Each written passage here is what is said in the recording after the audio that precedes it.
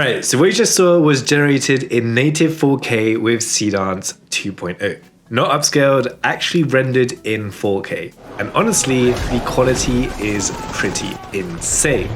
Now, before we actually jump into Seedance 2.0 in 4K, I want to quickly mention that Seedance 2.5 is launching in a couple of weeks. But today, I want to focus on something you can actually use right now, because while native 4K looks incredible, it also burns through a lot of credits. And not a lot of people tell you that. And I spent the last few days testing it and spending thousands in credits against other AI video models and workflows and seeing where it actually makes a difference.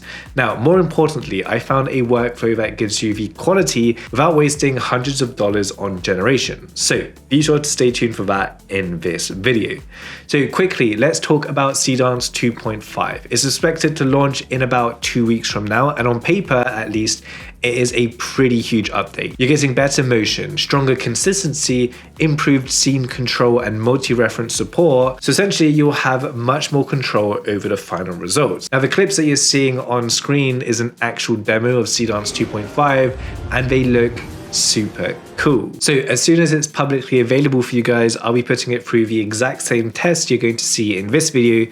So if you don't want to miss that, make sure you are subscribed. But for today, we're looking at what you can actually use right now, and that's native 4K inside of Seedance 2.0. So let's quickly talk about what native 4K actually means, because you've probably heard it thrown around a lot. But the easiest way to explain it is just thinking about this. Instead of generating a smaller video and then upscaling it afterwards, the model is actually generating every single frame in 4K resolution from start to finish. So what this means is you're getting sharper faces, better textures, and clearer lighting, and it's just far more detailed overall. You're also getting much stronger character consistency across multiple shots, which becomes really important if you're creating longer sequences or trying to tell a story.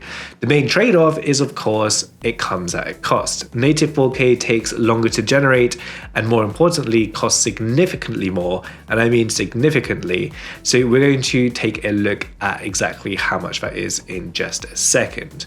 Now, I do want to quickly mention, if you've been trying to keep up with AI recently, you know exactly how fast this environment is changing. And that's exactly one of the reasons why I built AI Creator Lab. Instead of trying to chase every new AI tool that launches each week, we focus on teaching complete end-to-end workflows like this that you can keep using regardless of which model is currently trending.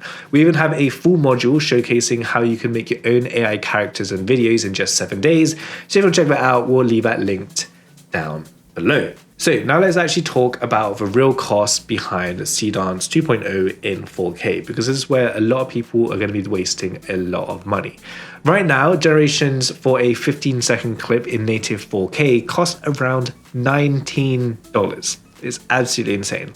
A 1080p for comparison costs about $9, and fast mode, whether you're shooting in 480 or 720p, this will cost between $1.80 to $2.80. Now, those numbers don't sound too bad until you remember how people are actually creating with AI. Nobody gets the perfect shot on the first attempt. You are always adjusting your prompt, you're generating again, maybe the camera movement isn't quite right on that next generation, so you generate it again, and maybe the character changes the next time and you're generating again. Now, before you know it, you've just generated the same shot 8 or 10 times, and suddenly you've just spent close to $200 trying to get a usable clip. And that's why I almost never experiment in 4K. Instead, I use this workflow. Now, a quick shout out to Higgsfield for sponsoring today's video, because everything you've seen so far was generated inside of their platform. Higgsfield is an all-in-one system which allows you to use image and video models, and they have all the latest AI models as soon as they release. Now, one thing I love about this is that you can compare all your different models without actually constantly jumping between different websites and different tools. They also currently have some of the best pricing I found for Seedance 2. So if you want to try everything I'm showing today, I'll leave a link to Higgsfield down in the description. So let's quickly talk about the workflow, because it is pretty simple, and this is how I always generate all of my videos, and you should apply these practices as well. The idea is really simple. Never experiment in 4K, only finish in 4K. So here's exactly what I do. First, I'll jump into Higgsfield. I head over to the video generation. I make sure that I have Seedance selected, but I'm actually going to go ahead and use Seedance Fast. Now you do also have the option to use Seedance Mini. You can definitely experiment with this, and it is actually cheaper than Seedance Fast. The only downside that I found is if you're using the same prompt and the same reference images, you're not actually going to always get the same results. Like, things are always going to change because it's using a less powerful model. So I would recommend using Seedance Fast and either use it at 480p or 720p. And this is where you can basically start testing your prompts and your camera movements, your timings, and everything else.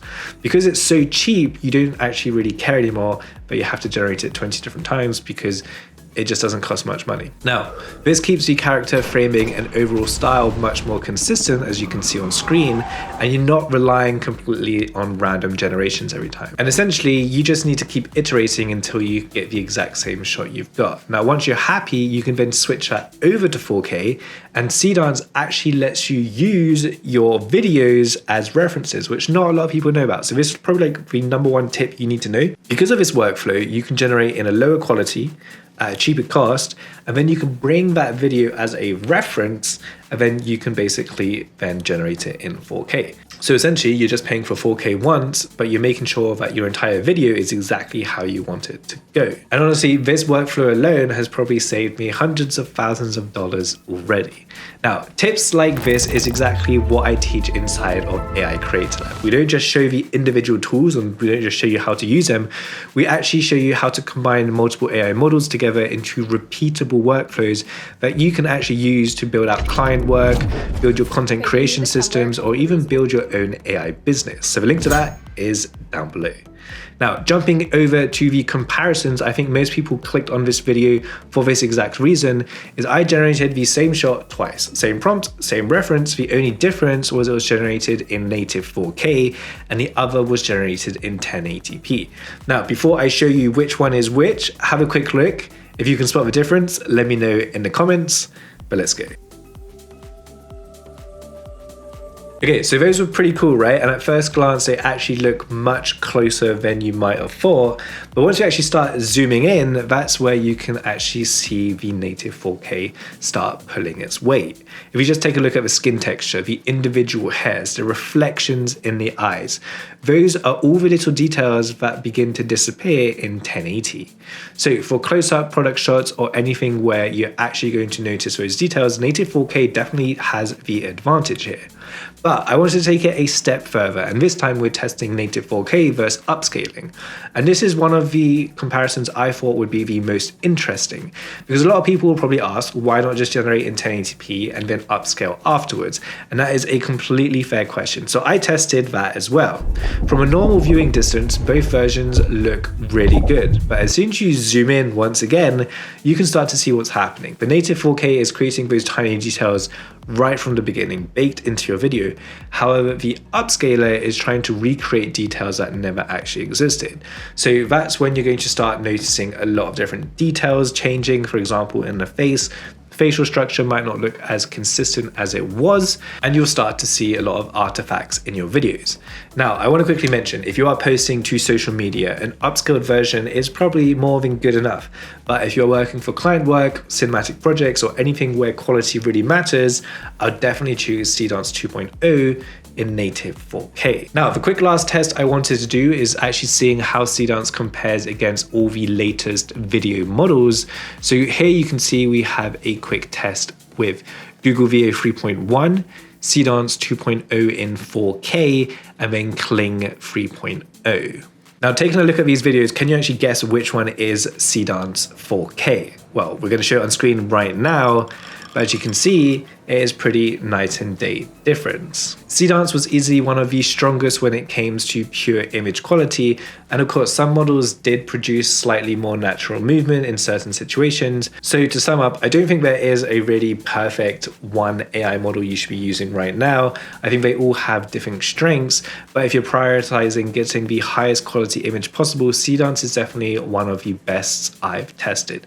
But of course, you can do all of your own testing yourself inside of Higgsfield. So the final verdict, is native 4K actually worth it? Personally, I think it really does depend on your workflows and what you're creating. If you're making hero shots and client work, product videos, anything that you're going to probably need to crop into later, then absolutely. The extra detail really is genuinely noticeable. But if you're creating for everyday content like Instagram, TikTok, or YouTube Shorts, then honestly, 1080p is good enough. And if you want, you can take it a step further and upscale it using Topaz, whatever you want. Higgsfield even have a video upscaler in there, so you can use that.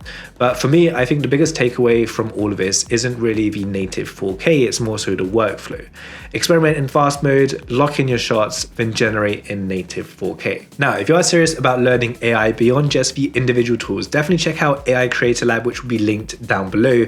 It's the fastest path to building your own AI brand. And one of the first things you're going to be able to build is your own AI character in your first 7 days, even if you're starting from complete scratch. And we've done this with our second account, Seb Intel, which now has, I think, over 280,000 followers, and it's all an AI clone. It's crazy. And every week we're adding new lessons, new workflows, and testing the latest AI tools, so you don't have to keep figuring out which one is the best to use.